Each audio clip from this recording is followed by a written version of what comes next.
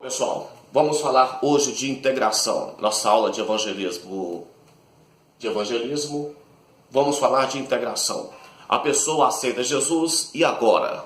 O que fazer com esse novo convertido? O que fazer com esse membro, com esse novo integrante da família?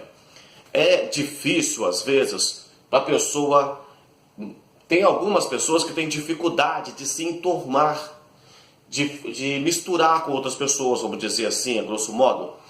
Mas é necessário que o evangelista que saiba aplicar o seu papel, que tem êxito na evangelização, saiba também a integrar um novo convertido à igreja. Então, o papel de você ir às almas perdidas, o papel de você convencer pessoas, o papel de você ser usado pelo Espírito Santo, ele não termina quando a pessoa levanta as mãos e aceita Jesus como Salvador. O papel continua. E como é que continua? O próximo passo é a integração na igreja. Na hora de integrar esse novo convertido na igreja, é preciso tomar bastante cuidado com alguns detalhes. Por exemplo, trataremos mais na frente o tipo de pessoas que vai adotar, o perfil de pessoas que adotam o novo convertido, mas vamos agora ficar atento em alguns detalhes. Primeiro, o contato pessoal. Contato pessoal é muito importante. Se você observar no livro de Atos, capítulo 20, versículo 4, o que acontece? Nós vemos aqui o apóstolo Paulo visitando as pessoas. Paulo, ele passava, evangelizava, depois ele voltava. Como é que vocês estão? Como é que está o trabalho de vocês? Como é que está a fé de vocês em Cristo Jesus? Essa era a preocupação do apóstolo Paulo. Então o contato pessoal, ele é muito importante. Veremos também o próprio Jesus Cristo. Ele vivia andando com os seus discípulos. Vemos isso em Atos, em Lucas 6 e 13, Lucas capítulo 6, versículo 13. Então você vai ver Jesus acompanhando os discípulos, Jesus andando, instruindo, orando com eles o tempo todo. O novo convertido precisa de ser integrado. E essa integração é muito importante, o contato pessoal, que é o nosso primeiro item. O primeiro item é o contato pessoal, o mais importante. A pessoa precisa de saber que foi aceita na igreja. A pessoa precisa de saber que agora ela tem uma nova família, que agora as pessoas do convívio dela mudarão, porque se você deixar essa pessoa livre, a tendência é que os amigos, os grupos que faziam parte anteriormente, comecem a chamar para sair, para ir, sei lá, ao jogo, para ir para as festas, para as baladas. Então a tendência é essa pessoa retornar novamente para o grupo que fazia parte anteriormente. Então o contato pessoal vai fazer essa pessoa sentir que é uma pessoa aceita pelo novo grupo, pela igreja, pelo esse novo convívio social, por essa classe social. Isso aqui é muito importante, pessoal, porque a pessoa que volta para a igreja, ou chega até a igreja, tem pessoas que têm dificuldade de relacionamento.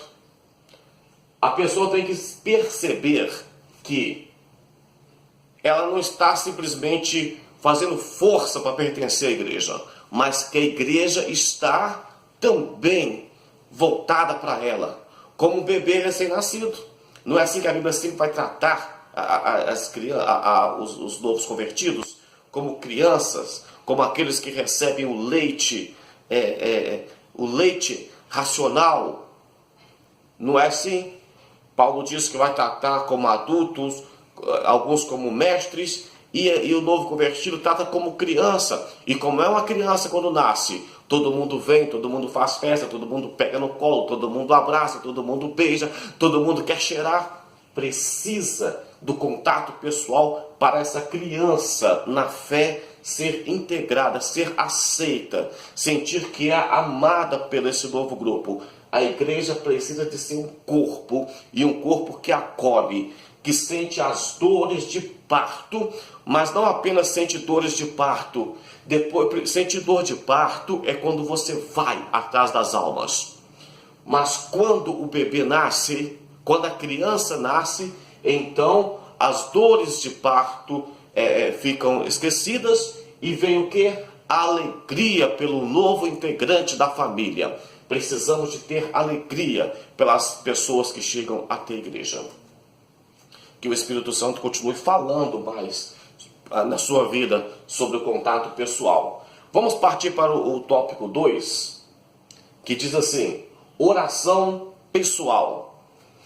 Se tratando de igreja, se tratando de Deus, se tratando de fé, nós oramos o tempo todo, acreditamos em Deus, acreditamos que Deus responde às orações. Então é interessante continuar orando pelas pessoas. Se você observar no livro de Lucas, capítulo 22, versículo 31 e o 32, Jesus fala com Pedro assim: olha, Satanás pediu ao Pai para se andar com você, mas eu roguei, eu orei, não deixei. Você verá que agora esse novo integrante, Pedro, foi chamado para fazer parte, foi chamado para seguir Jesus. E Satanás pede: eu quero se andar, eu quero bagunçar com a vida dele. E Jesus ora, e Jesus intercede pela vida de Pedro. Filipenses 1, Filipenses capítulo 1, versículo 3 e 4, Paulo diz assim: eu dou graças todas as vezes que me lembro de vocês. Gente, todas as vezes que o apóstolo Paulo lembrava, ele orava. Ele lembrava assim: estou lembrando do irmão fulano de tal, eu vou orar para ele aqui. Estou lembrando da irmã, dos irmãos da igreja, vamos orar para eles.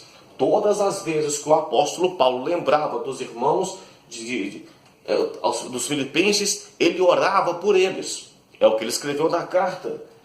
E não só orava, mas disse que orava com alegria. Isso é muito importante. Se vocês observarem ainda em Colossenses capítulo 1, versículo 9, ele diz assim: não cessamos de orar por vós.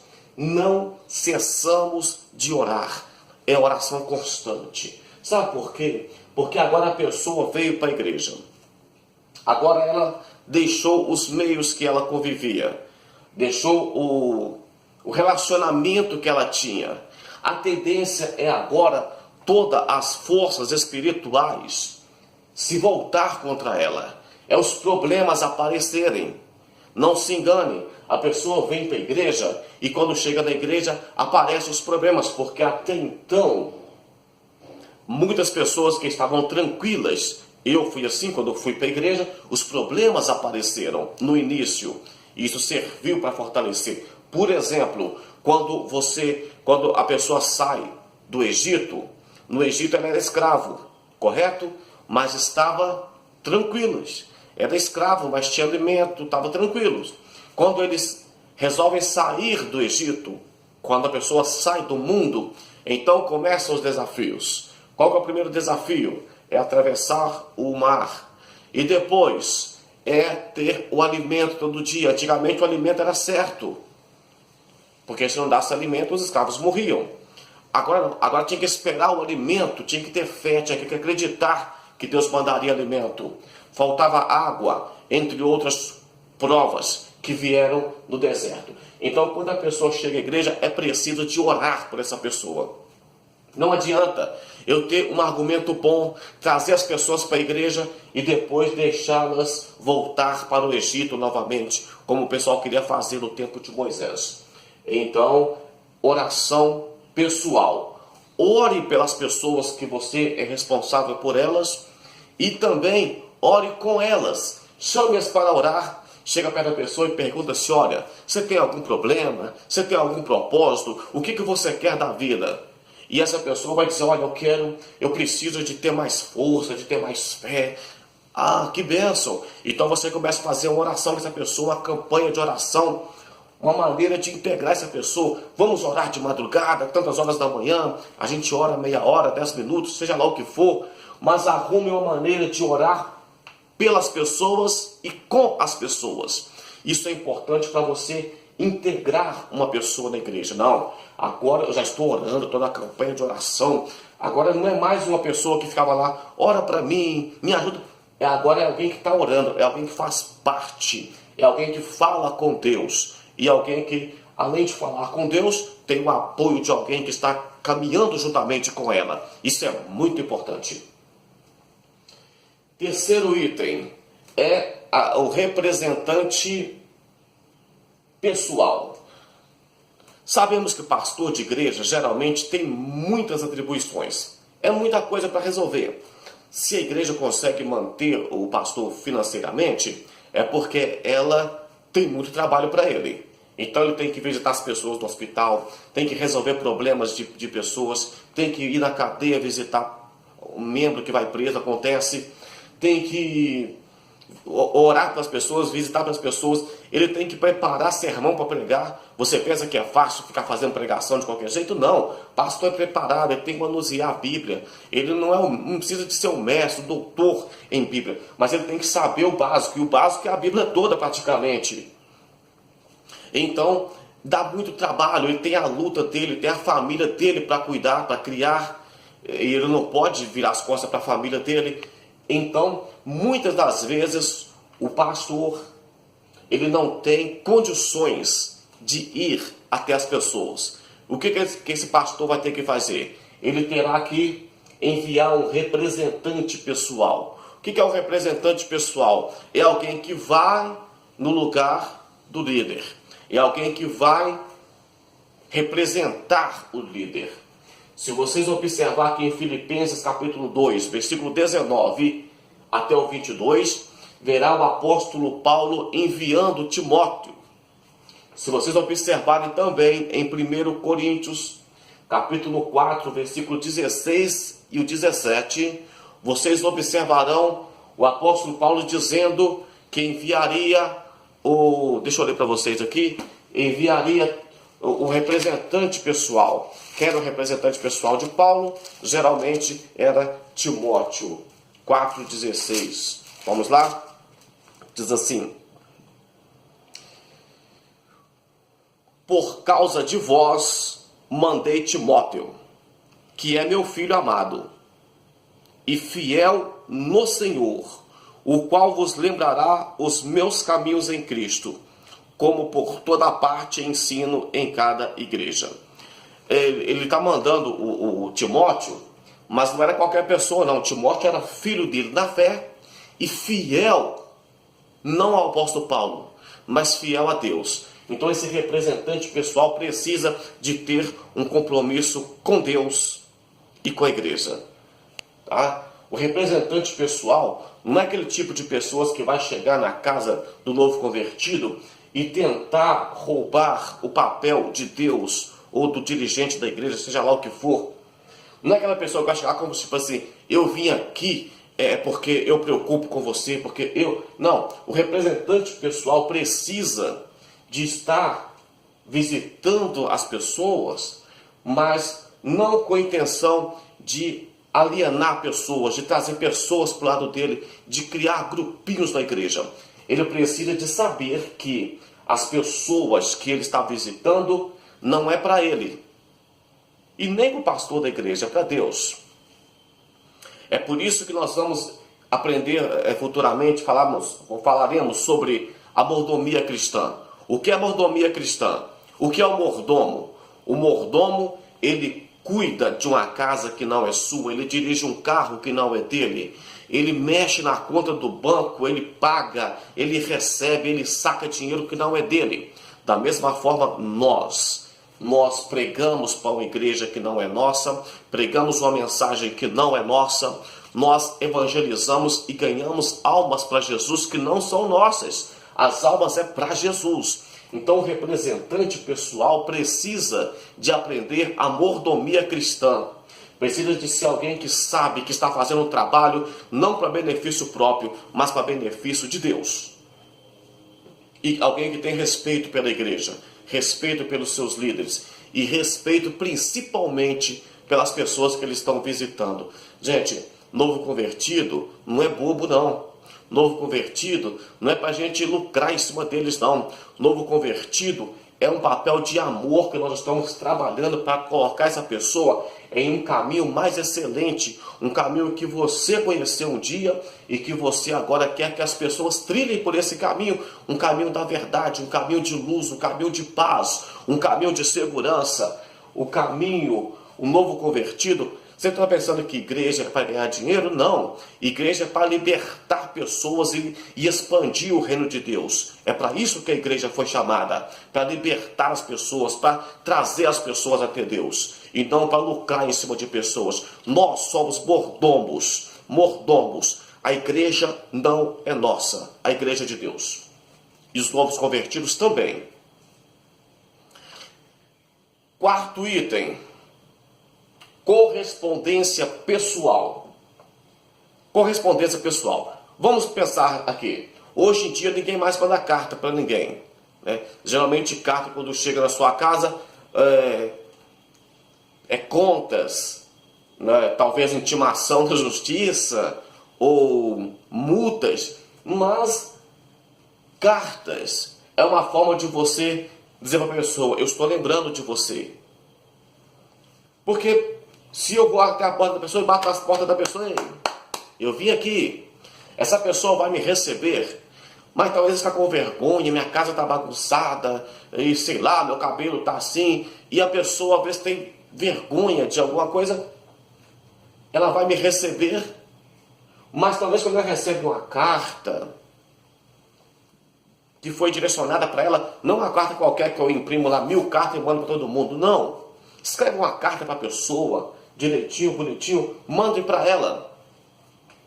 Ah, mas hoje mais ninguém lê carta hoje mais. Então tudo bem, mande um e-mail, mande uma mensagem no WhatsApp da pessoa, uma mensagem com muito cuidado, para que não seja interpretada de forma errada, né?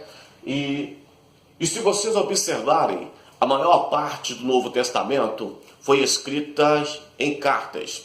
Epístolas. Epístolas é cartas. Então o apóstolo Paulo mandava epístola para as igrejas, porque ele não podia ter contato com a igreja, e ele mandava então as epístolas. O que a pessoa faz? A pessoa pega uma epístola, lê novamente, torna a ler, porque é uma carta, é algo que ela pode ler deitada, sentada dentro do ônibus, pode guardar de lembrança.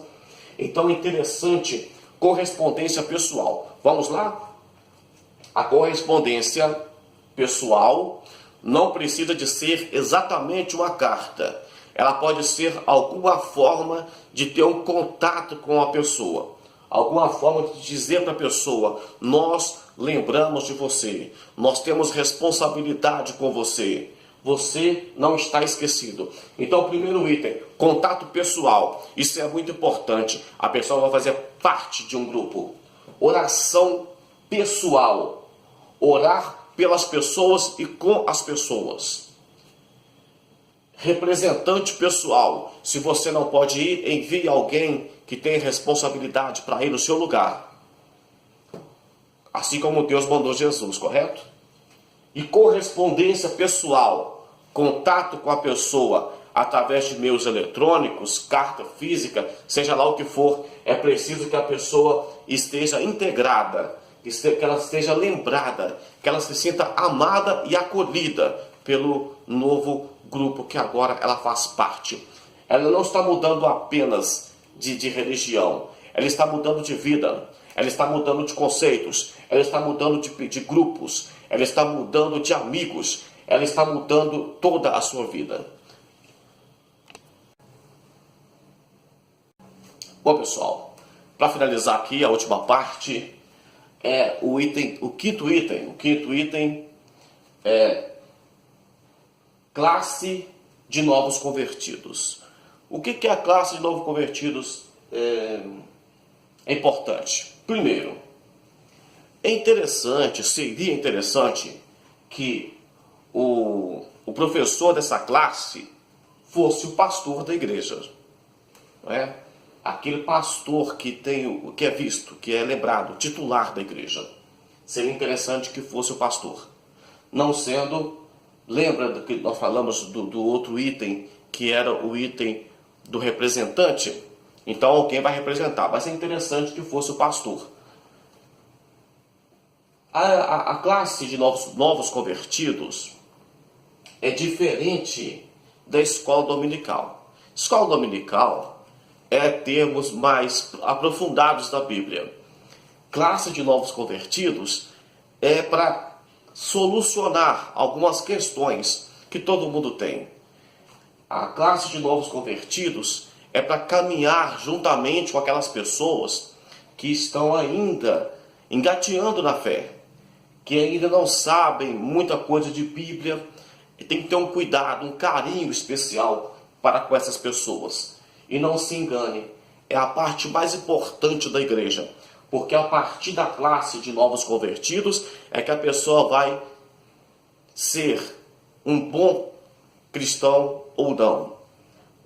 Essa classe de novos convertidos vai fazer a pessoa ser um novo crente, vai dar base para que ela siga. Então é interessante que seja pelo pastor, não é obrigatório. É diferente de escola dominical, não é escola dominical, é um curso, é uma classe para novos convertidos. E o terceiro item aqui é que as pessoas vão permanecer nessa classe até elas batizarem e mudar de classe. Então, as pessoas saem da classe de novo convertido e vai para outra classe. Por quê? Porque quem está na classe de novo convertido é para ser tratado como novo convertido e é para se caminhar no ritmo de novo convertido. A pessoa batizou, então o papel que já passou. Ela sabe o que é justificação, sabe o que é adoção, sabe o que é batismo, sabe o que é arrebatamento, sabe o que é Jesus Cristo, por que Jesus teve que morrer, o que é igreja, para que nós servimos a Cristo. Então agora ela pode batizar e vai seguir uma outra classe mais avançada, uma escola dominical normal. Então, classe de novos convertidos. Interessante que seja pelo pastor, é diferente de escola dominical e quando a pessoa batizar, ela vai mudar de classe. E isso tem que ficar bem claro para a pessoa não ficar sempre na classe de novo convertidos. Sexto item. O sexto item é visitação e adoção. Visitação, nós aprendemos um pouquinho sobre contato pessoal. Falamos um pouquinho sobre isso. Agora vamos aqui. É interessante que essa pessoa que visite, que quem faz visitas, seja alguém que possa dar continuidade ao trabalho. Então, se você vai na casa da pessoa, se o pastor manda um representante ir à casa da pessoa, é interessante que esse representante tenha condições de acompanhar essa pessoa a Cristo. Isso é muito importante. A outra questão dessa visitação e adoção, que é o tópico que nós estamos dele, visitação e adoção, é importante que seja pessoa do mesmo sexo, tá? Idade, tem que ser idade compatível, não é obrigatório, mas é interessante que a idade seja compatível e mais ou menos do mesmo nível social. Sexo. Imagine só, por exemplo, que uma pessoa do sexo feminino, casada, chega até a igreja. Então, não é interessante, na verdade não pode mandar um homem sozinho ir à casa dessa pessoa fazer visitas. Vai criar um clima, pode criar, geralmente cria um clima desagradável, problemas. Então não é interessante que mande alguém do sexo masculino, ao sexo oposto. É interessante que seja pessoa do mesmo sexo. Se puder um casal, bem. Se não puder, alguém do mesmo sexo. Para não causar problema de ciúmes com a família e outros tipos mais de problemas que aparecem. Idade. Nós reagimos de acordo com a nossa idade. Por exemplo, eu falo de acordo com a minha idade, Muitas pessoas dizem que eu aparento ter mais idade do que eu tenho. Toda a vida disseram isso. Mas nós falamos de acordo com a nossa idade. A minha locomoção é de acordo com a minha idade. A minha motivação, né, o meu vigor físico é de acordo com a minha idade. Então, não adianta, a minha geração, se é mais tecnológica, se eu gosto de livro de papel, ou se eu gosto de estudar em PDF, tudo online, é de acordo com a minha idade. Então não é interessante você colocar uma pessoa idosa, por exemplo, para evangelizar uma criança, um adolescente, ou colocar um jovem muito novo para evangelizar uma pessoa mais madura, porque para evitar disparidade. E a questão social, mesmo nível social. Então não é interessante uma pessoa, por exemplo, que... O nível social tem que tomar muito cuidado com isso aqui. Vamos tomar cuidado até para falar isso aqui. Vamos dizer que uma pessoa que tem, por exemplo, uma cultura, assim, cultura por cultura, tudo é cultura, entendeu? Mas, por exemplo, uma pessoa mais culta, no sentido que nós conhecemos hoje por pessoa culta, entendemos que alguém que estuda, que lê muito, que faz faculdade, que isso seria uma pessoa culta, correto? Embora uma pessoa também que trabalha na roça, que sabe mexer com animais, com plantas, com estação do tempo, é uma pessoa culta também, mas é de cultura diferente. Não é interessante você pegar uma pessoa, por exemplo, que tem cursos, que estuda muito, e colocar alguém que é analfabeto para falar com ela? Vai ficar diferente o argumento. Da mesma forma, não é interessante você mandar também uma pessoa que tem muito estudo e que não tem Deus na vida praticamente, para falar com a pessoa que é uma pessoa que tem um nível de conhecimento menos avançado. Ou seja, imagine que alguém está falando que certo livro ou que não pode ser prolixo. É uma pessoa, ele é muito prolixo. Então quem está ouvindo diz assim, o que é prolixo? O que é isso, prolixo? Então vai causar uma certa confusão na mente das pessoas, entende?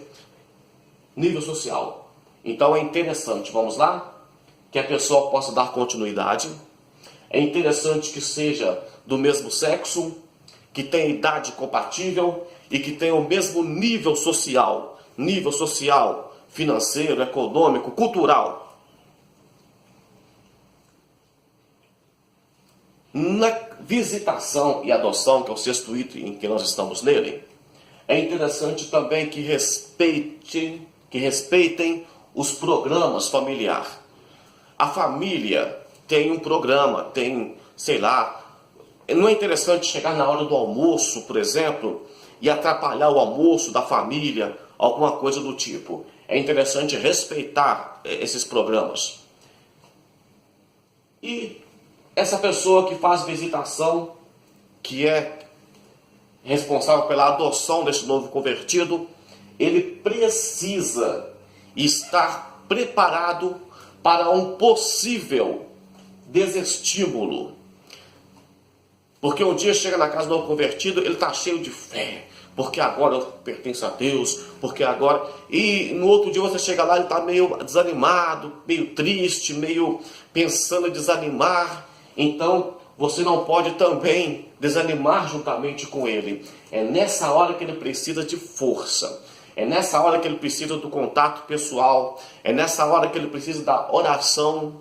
É nessa hora que ele precisa de ser integrado, de ser acolhido, de ser apoiado pela igreja, pelo adotante.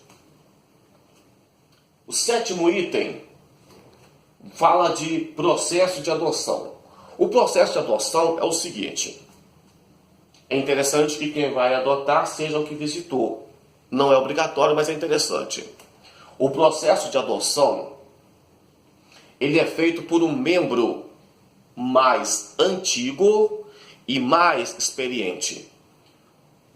Então você não vai colocar um novo convertido para adotar outro novo convertido.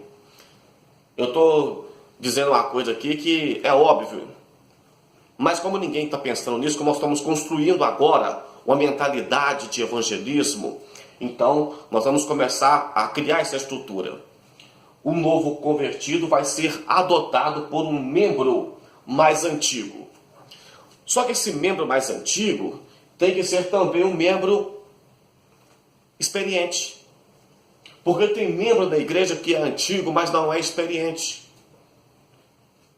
Então, não é porque a pessoa tem 30 anos de crente, 40, 50, que ela é uma pessoa experiente. Não. Pode ser uma pessoa que tem 30, 20, 50 anos de crente, mas é uma pessoa que tem a mente fechada. É uma pessoa que poderia ser mestre, mas comporta como meninos na fé. Então, esse tipo de pessoas não serve para adotar.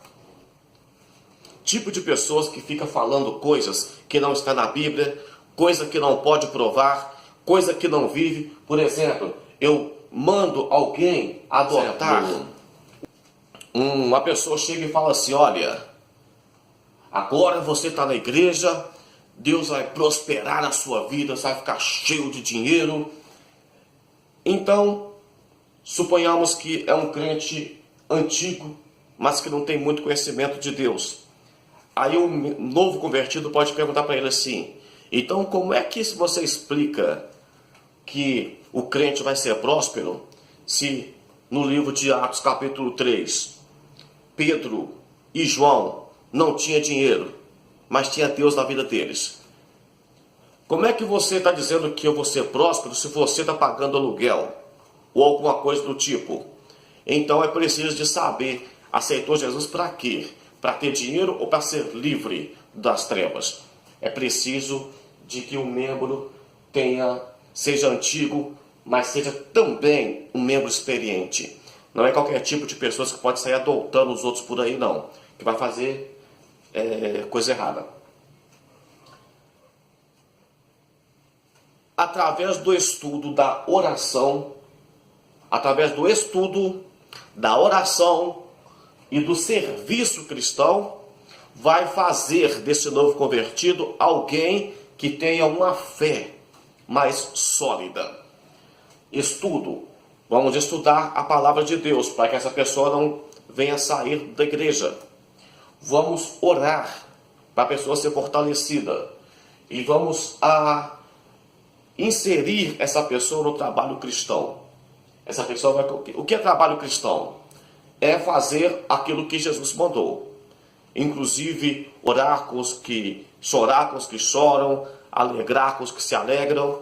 Isso é trabalho cristão. Fazer a obra de Deus, caminhar, carregar todo dia a sua cruz. Isso é trabalho cristão. Falaremos disso futuramente. Tem que ser um obreiro bem instruído na palavra de Deus, principalmente no Novo Testamento. Então, precisa de ser, no processo de adoção, tem que ser um membro mais antigo e experiente, tem que ser alguém que vai levar o novo convertido ao estudo, à oração e ao serviço cristão, e tem que ser um obreiro bem instruído na palavra de Deus. Aquele tipo de obreiro que maneja bem a palavra da verdade e que não tem de que se envergonhar.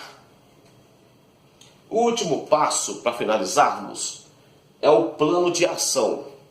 O plano de ação vai ser preenchido 2 fichas. Uma para o novo convertido e outra para a pessoa que vai adotar esse novo convertido.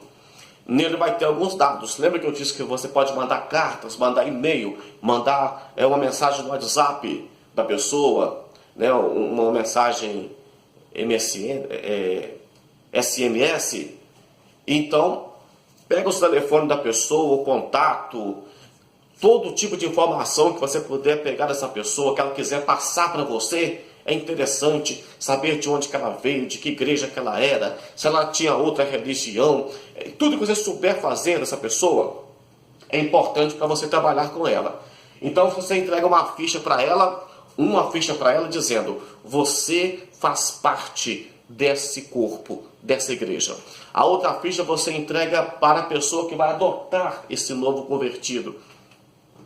Nela terá as informações das pessoas. Se você pega uma ficha e observe que a pessoa veio de alguma seita, então você vai trabalhar com a pessoa de acordo com a necessidade dela, de acordo com o problema que ela está trazendo, entendeu? Eu vou trabalhar com alguém que veio do ocultismo, que veio do...